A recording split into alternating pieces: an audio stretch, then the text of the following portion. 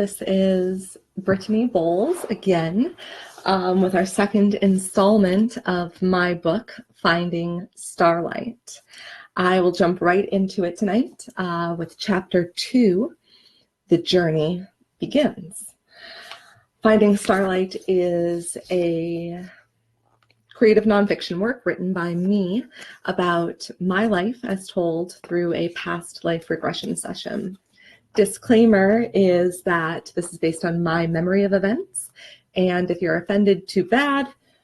Definitely a lot of trigger warnings as we get deeper into it, but for tonight, I hope that you enjoy. If you have any comments or questions, please post them here on social media. We are live on Instagram and on Facebook, and this will be posted to YouTube afterward as well. So, with that being said, Finding Starlight by me, Brittany Bowles. Chapter 2, The Journey Begins. Journey with me, everywhere that no one's been. Race you to the top of the world. Sitting across from Katrina was like being in the presence of a fairy.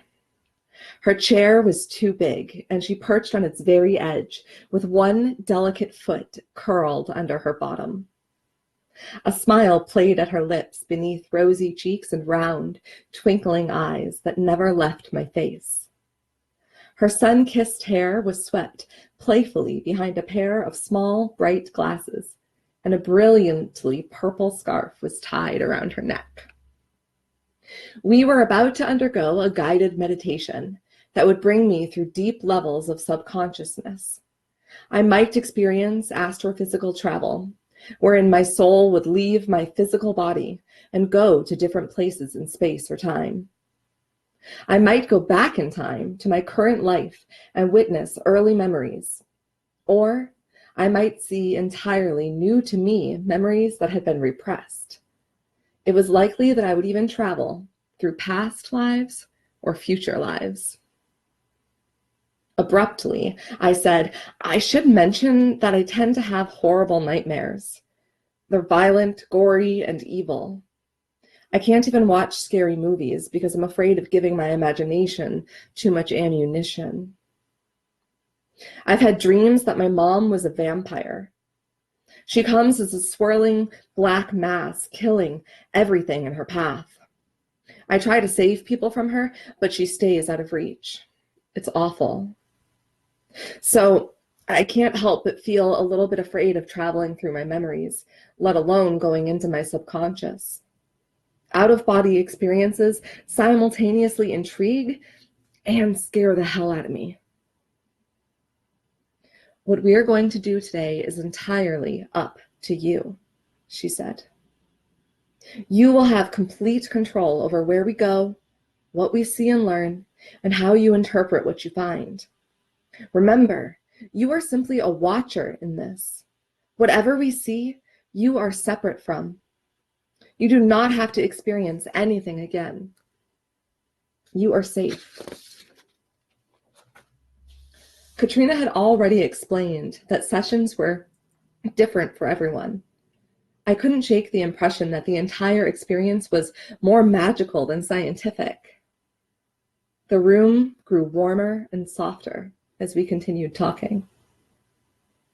She still held the paper that I had prepared earlier in the week and said, "Let's start to go over your questions." "Oh," she exclaimed, "I see you've categorized them. Let's see, we have childhood/early life, universal/existential. Ooh, I like this. We are going to have such fun together. What else? Past lives, yep, we'll do some of those. And my spirituality and potential." She was gleefully scanning the questions. "I see here you have written vampires, fairies, mermaids, and this whole magical world that I grew up reading about. Do they exist in another reality? In Earth's past, present? On another planet?" Tell me about this question. What is another reality? Is not all reality real? Are not all dimensions, planets, and past and future events connected in this one great universe we call Reality? I smiled and said, I read a lot of books growing up. I read everything I could get my hands on. I loved stories about magic, fantasy worlds, heroines. It all felt so real to me. When things got bad at home, I would escape into a novel, completely shut off the world around me. I've always felt connected to magic. I can't shake the feeling that it's real and that somehow I'm part of it. I finished, almost breathless with the joy of saying these words out loud to someone who understood for once. Katrina's face glowed as she said, "Indeed, we are all connected. What we experience is just that, an experience. Only one of many perspectives that can be drawn from endless possibility." You have two other questions I would like to focus on for now, she recalibrated.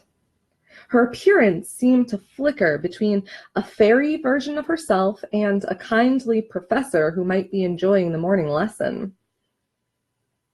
The next starts out more as a statement than a question.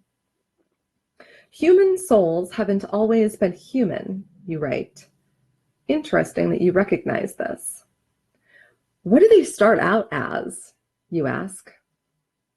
I've never heard the question put quite like that, she tinkled. Her voice positively tinkled like a bell.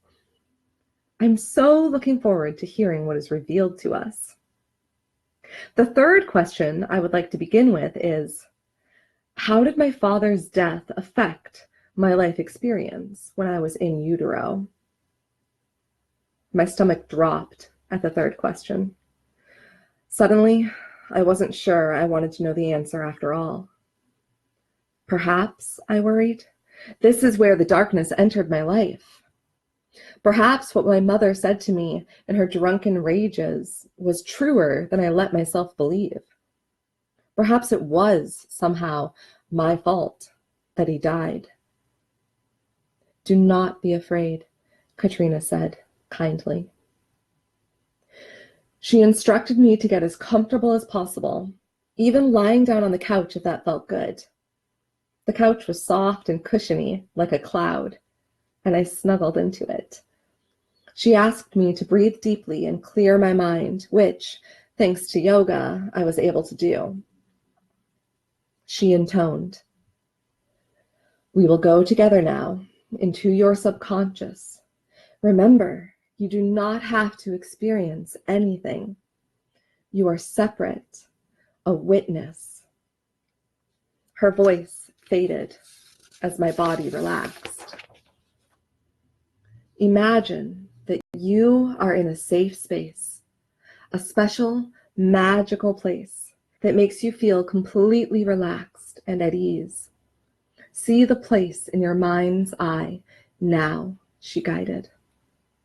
Like the beginning of a dream, I felt sleepy and floaty, comfortable and warm.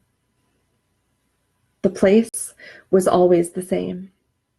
Ever since I was a child, my imagination took me to this forest. Warm, tropical air smelled of flowers and fruit. In a lush clearing, a waterfall cascaded into a crystalline pond. Spongy, soft moss covered the gently sloping earth, which was circled by trees. This time, when I arrived in my magical place, I was not alone.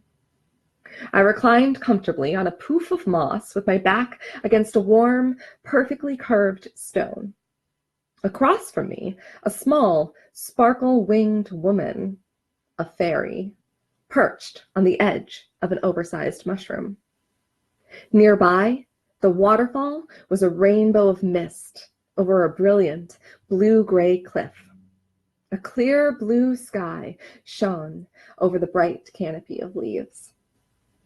"Hello," I said to the fairy, Katrina.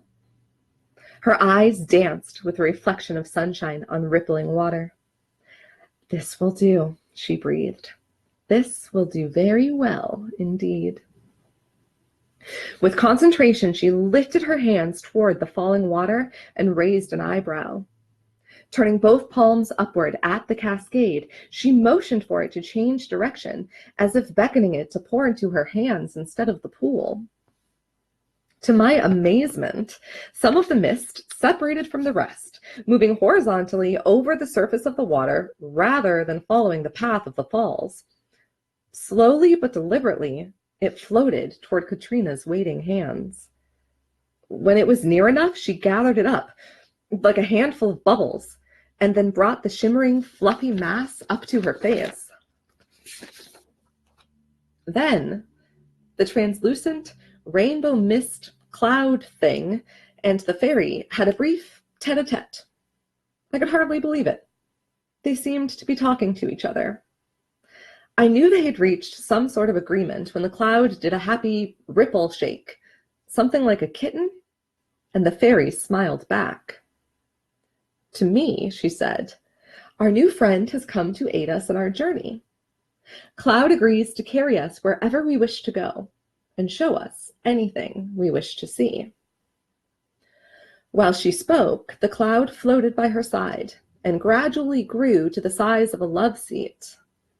My bewilderment was at maximum capacity at this point. So when Katrina motioned for me to follow her on to the cloud's billowy surface, all I could do was stare. As its own invitation, the cloud nudged my hip and sank low enough for me to sit on it. I shook my head, rubbed my eyes, got up, and climbed on. I was surprised to find the surface dry and comfortable, and the cloud solid enough to support me. With calm curiosity, I noticed that my body had an ethereal appearance, shimmering and slightly transparent, as if I was not so different than this cloud carriage. In the comfort of our strange vehicle, or, I thought, perhaps this is a friend more than a vehicle? We rose beyond the rainforest canopy and into the sky. The forest seemed endless beneath us, and still we continued to rise until we were level with and then above the actual clouds. At the edge of the sky itself, blue faded into enveloping, rich violet black. Here the air was alive, like an ever-moving swirl of color. It was disorienting. Are we inside the aurora? I wondered. I was unable to see anything except constantly changing light. Relax. Let go of what you expect it to be, Katrina's voice answered. Allow it to simply be what it is. I softened my eyes, exhaling a breath I hadn't realized I was holding. When I stopped trying to focus on the shapes and forms around me, I was overcome with awe. We weren't inside the aurora at all, or maybe we were, but it was more solid now, like an endless, gigantic kaleidoscope. Above, below, and in directions that simply don't exist were what appeared to be windows into other worlds. Windows of every shape imaginable, swirled, turned, rotated, approached, popped in and out of existence before us. Inside them, hints of city lights or mountain ranges would appear, only to be swept off and replaced by a child's face, laughing with joy. A foamy ocean wave crashed onto shore and was followed by a red-rocked landscape with the shadows of too many moons. The sheer amount of information, opportunity, possibility in this kaleidoscopic place was overwhelming. I felt that I could get lost forever, totally absorbed in the imagery. Already, I found myself becoming disinterested in anything other than the endless potential of each passing window. With a gentle lurch, like a boat rocked by a wave, the cloud shook me from my reverie. When my eyes came back into focus, the images blurred again, moving too quickly to comprehend. I could either see out of my eyes or I could look at the windows, but not both. To say I was disoriented or captivated would be an understatement. I was paralyzed with awe. Make a choice, Katrina suggested. Any choice. The cloud will go wherever you wish. Anywhere at all that you want to go. I closed my eyes and took a few steadying breaths. Mindfully this time, I opened my eyes and allowed them to soften so that I could more clearly see the windows. Still, there were too many and they moved too quickly.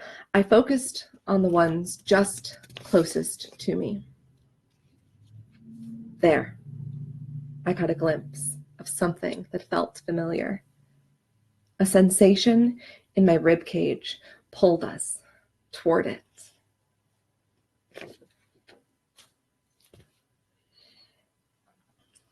That's the end of chapter 2 of Finding Starlight by me, Brittany Bowles. Chapter 3 video.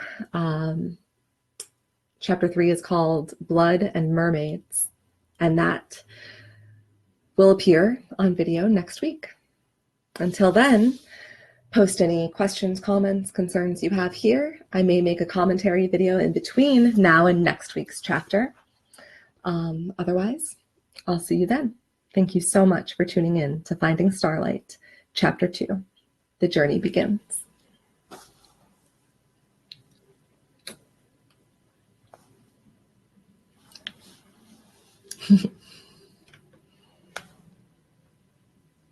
Thank you.